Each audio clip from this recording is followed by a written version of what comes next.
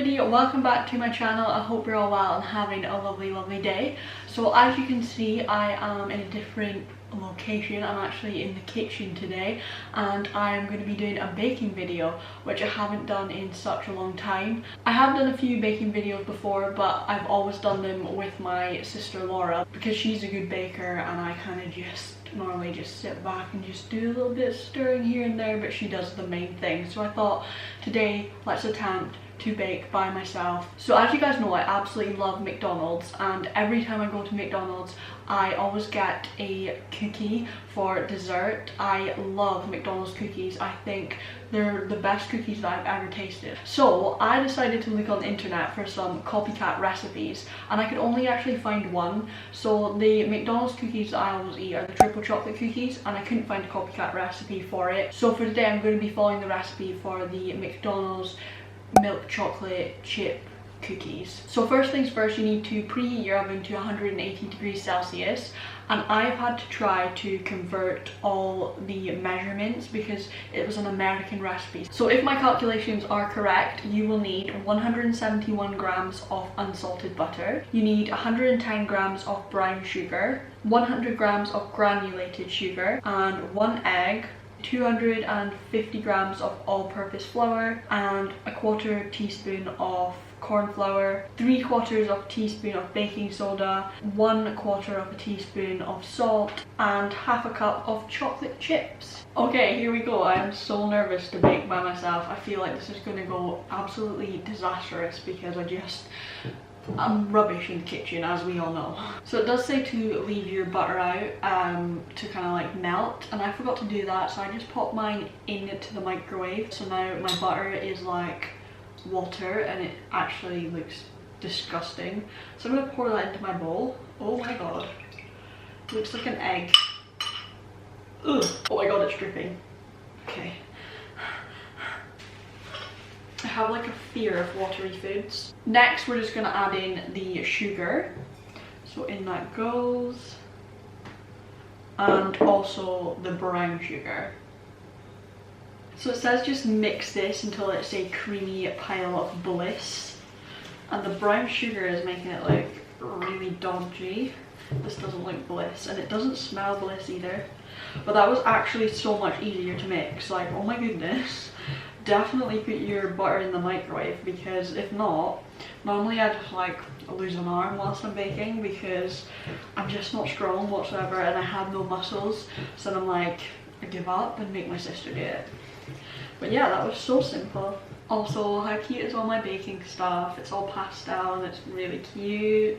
I'm just so excited to taste these and like test them to see if they actually do taste anything like McDonald's, because if they do, then I will be making these like every day. So it's all mixed together. I wouldn't exactly say it looks blissful, it kind of looks a bit like vomit, but let's just let that slide. So I got this thing, I think it's called a sieve, I'm not actually sure. I never actually normally use this when I'm baking, and then my sister's like, you need to use this for flour. So we're gonna add in the flour. I've got 2 bowls of flour because it wouldn't all fit in, and it says to add it a little bit at a time, and I think that's because if you're like me and just add the whole lot, it just like goes everywhere and into your face.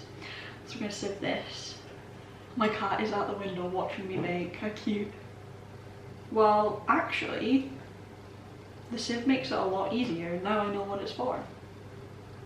Oh, I poured it all in. I just said add it in bit by bit and then stir it. I just sieved it all in and now I'm going to have to mix it and it's going to go everywhere, which is what I was trying to avoid. Oh my god, I'm an idiot. Okay, so basically do the opposite of what I did there. Guys, I forgot to add in the egg, so that was supposed to be done before the flour. This isn't going well. So let's abandon that just now and add in an egg. I can't crack an egg either. Why is it not cracking? Crack. Oh my god, what is that? I swear every time I crack an egg there's some sort of like blood in it or something. I might just be exaggerating, but that's gross. And then we're just going to mix that. I mean, I've done it all in the wrong order, but I guess it doesn't really matter. It's just like, basically you throw in all the ingredients and mix. I mean, that's what I take from baking. Which is why I'm no Mary Berry. is too hard. You really need muscles for this, and I certainly don't have that. I feel like everyone's going to be so proud of me if these actually turn out great, and my mum will be like, Lucille, did you actually do this yourself? You sure Laura didn't help you? My arm. Next up is our cornflour, and it's like 1/4 teaspoon. I hope I've got that right, because that looks a bit of a small amount. Like, what does that even do? It's tiny. I feel like, you know in Friends when Monica works in the posh restaurant and then Phoebe's like, I ordered the salmon or whatever, but I can't see it. I'm like, yeah, that's like that. I can't see it. Oh. And now the baking soda, so it's 3/4, so I guess 3 of those. 1, 2, 3. I don't know if you have to be like accurate with baking, because I'm really not. Like, as I said, my skills are rubbish, so this is probably like way out, all the measurements. And 1/4 teaspoon of salt. How am I supposed to pour from this large container into this tiny little spoon? No, I shouldn't do it over the mixture, because then I'll just pour all the salt in. Oh my god, my hands are shaking. I'm not ready for this. Whee! And then we're just going to mix that again. Bloody hell, this is a workout. Actually, that's sweating. Thank god I didn't wear makeup. And now we add in our chocolate chips. It says add 1/2 cup. I don't really know how much that is, so YOLO. Now it smells good. Chocolate makes everything better. So yeah, we've got to mix those chips in just so they're a bit more evenly distributed. I feel like I want more chocolate in there. You can never have enough chocolate. Just add in as much as you want, really. Say this like I know what I'm doing. I meant to add in a little bit more, but okay, that's definitely enough. So it does say to pop these onto a prepared baking sheet, but I wasn't that prepared. So I'm just gonna grease this baking tray with butter.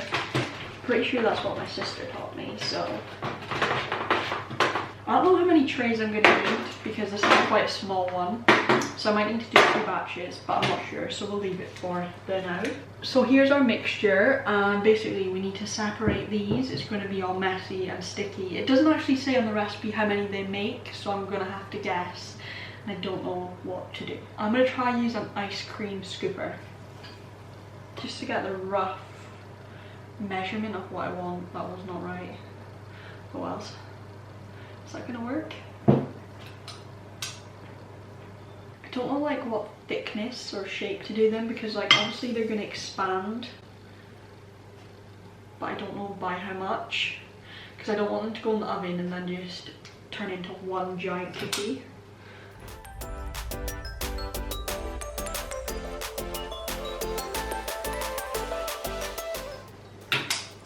This ice cream scoop thing is a really good idea.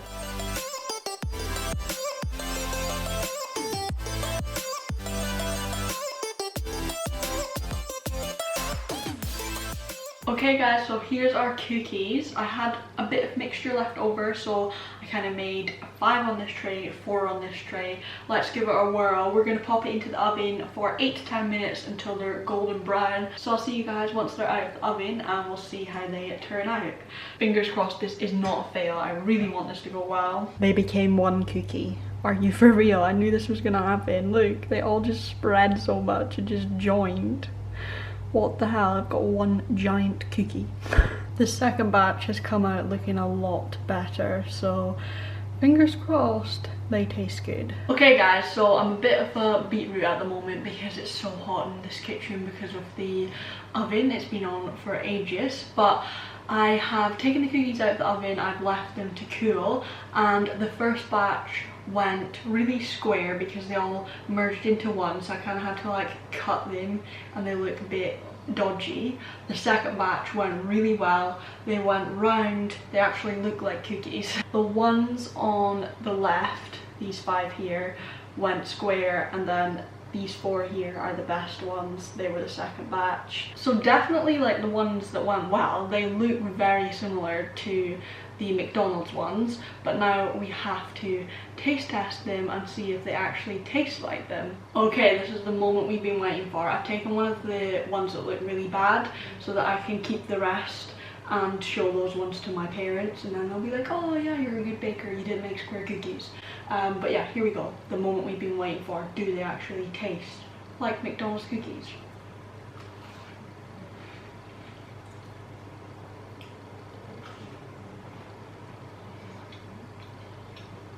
Oh my god, they're so good. They're actually delicious. Like, I can't really tell if they taste like McDonald's cookies though. I feel like I wasn't really expecting them to taste like them because like nothing can beat McDonald's. Like, you can't just home make McDonald's cookies, but they taste amazing. Like, I guess they are quite similar. This is a close call, but this is a good copycat recipe. So guys, I really hope you enjoyed this video and you enjoyed watching me bake. I actually am really impressed with how they turned out. They taste absolutely delicious. So let me know in the comments down below if you try out this recipe, and if you do, then let me know what you think of them. I definitely think they taste very similar to the McDonald's cookies, so I'm going to be making these a lot more. Give the video a big thumbs up if you enjoyed it, and don't forget to hit the subscribe button. Let me know if there's anything else you would like to see me bake, or if you'd like to see me attempt cooking next. Yeah, just leave your video suggestions down below. Thank you so much for watching guys, and I'll see you again very soon. Bye!